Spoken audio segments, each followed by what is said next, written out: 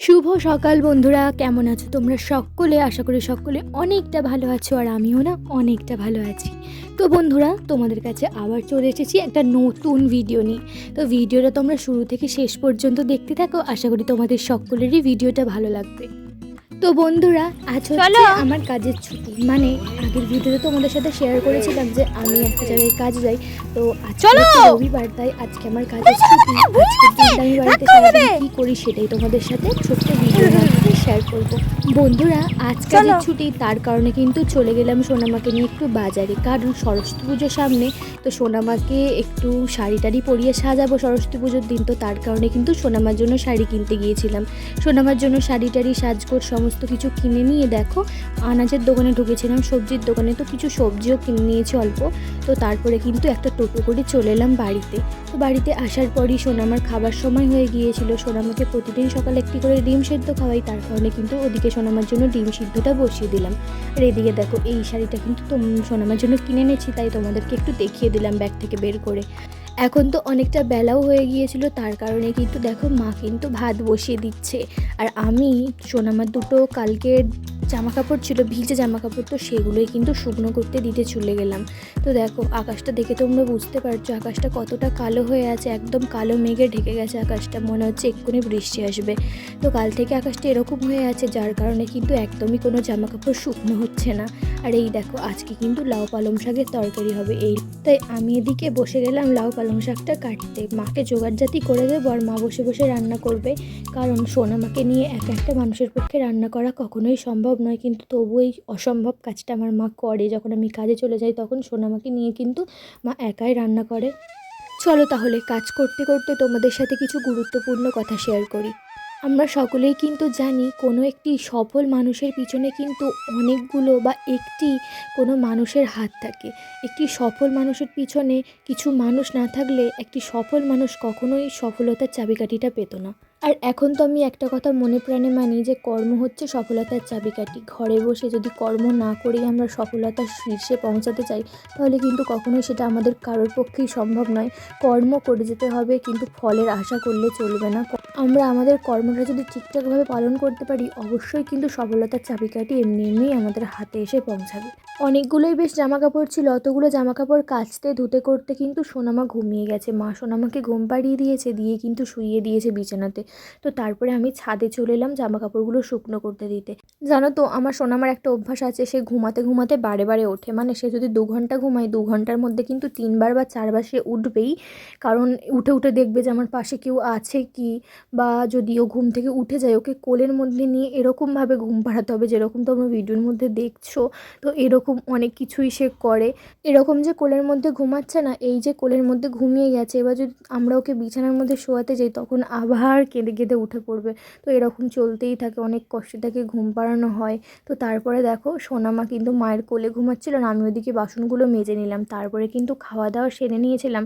খাওয়া দাওয়ার ভিডিও ক্লিপটা না আজ আর নেওয়া হয়নি, সেটা নয় অন্য একটা দিন তোমাদের সাথে শেয়ার করব অন্য ভিডিওতে। তো দেখো খাওয়া দাওয়ার পর দুপুরবেলা কিন্তু আমি, আমার বোন মানে আমার জেঠুর মেয়ে আর আমার সোনামা তিনজনে বসে গেছি মেহেন্দি করতে। আজ কাজের ছুটি, তো ভাবলাম সোনামাকে মেহেন্দিটা করে দিই, কারণ সামনে সরস্বতী পুজো। আর এই দেখো হাতে যে হলুদ হলুদ চুড়িগুলো, এগুলো কিন্তু আজকে কিনে এনেছি। সোনামা কিন্তু কিনে আনার সাথে সাথেই পরে নিয়েছে। তো আমি একটু মেহেন্দি করে দিচ্ছিলাম, ওর মাসি একটু মেহেন্দি করে দিচ্ছিল। এই করে করে কিন্তু বেশ হাতটা জোড়া করেই আমরা দুজন মিলে সোনামাকে মেহেন্দিটা পরিয়ে দিয়েছি। আর তারপর সন্ধ্যাবেলার দিকে বসে দেখছিলাম যে ওর হাতে মেহেন্দিটার রঙটা কত সুন্দর উঠেছে, তোমরা যেরকম দেখতে পাচ্ছ। তো তারপর না আমি একটু বসেছিলাম আমার একটা কাজে। তো কী কাজ বলো তো, সোনামার যে শাড়িটা কিনে এনেছি তার সাথে একটা ছোটো ব্লাউজও কিনে এনেছি। আর আমার সোনামা তো অনেকটাই রোগা, তো তার কারণে কিন্তু ওই ব্লাউজটা এমনিতেই অনেকটা ছোট, দেখলে হাসি পাবে ব্লাউজটা, কিন্তু সেটাকেও আরও অনেকটা মুড়তে হবে, মানে সুতো দিয়ে মুড়তে হবে। তো তার কারণে কিন্তু এই যে বসেছি এখন ওটাকে মুড়বো, মানে ওর গায়ের মতন ফিটিং করিয়ে দেবো বলে। তো বসেছি, সোনামা তো আমাকে কোনোভাবেই কোনো কিছু কাজ করতে দিচ্ছিল না, সমানে দুষ্টুমি করে যাচ্ছিল। তো তোমাদেরকে একটু আমি ভিডিওর মধ্যে দেখাচ্ছিলাম যে কীরকম শাড়ি ব্লাউজটা কিনে এনেছি। তো তারপরে কিন্তু আমি বসে পড়লাম সোনামার ওই ব্লাউজটা নিয়ে কিন্তু মোড়ার জন্য। তার আগে কিন্তু প্রথমে ওকে পরিয়ে দেখে নিলাম যে কতটা কি মুড়তে হবে না মুড়তে হবে। জানো তো, যখন এইগুলো করছিলাম তখন আমার ছোটোবেলার কথা খুবই মনে পড়ে যাচ্ছিল। মনে আছে তোমাদের সেই ছোটোবেলায় যখন আমরা শাড়ি পরতাম, কতই না মনে কৌতূহল থাকতো। শাড়ি পরবো, কোন শাড়িটা পরবো, আমাকে কীরকম দেখতে লাগবে, কোন শাড়ির সাথে কীরকম সাজবো। তখন অথচ সাজার বিষয়ে কিছুই বুঝি না, কিন্তু মা যেরকম সাজিয়ে দিত সেটাই মনে হতো আমাদের, মানে কি বলবো, পুরো একদম মা সরস্বতীর মতো লাগছে সরস্বতী পুজোর দিন। বান্ধবীদের মধ্যে কার শাড়ি কতটা সুন্দর, কার শাড়ি পরে কাকে কতটা সুন্দর লাগছে, আর কার হেয়ার স্টাইল কতটা সুন্দর হয়েছে, এগুলো নিয়ে থাকতো কিন্তু সরস্বতী পুজোর দিন অনেক কম্পিটিশান।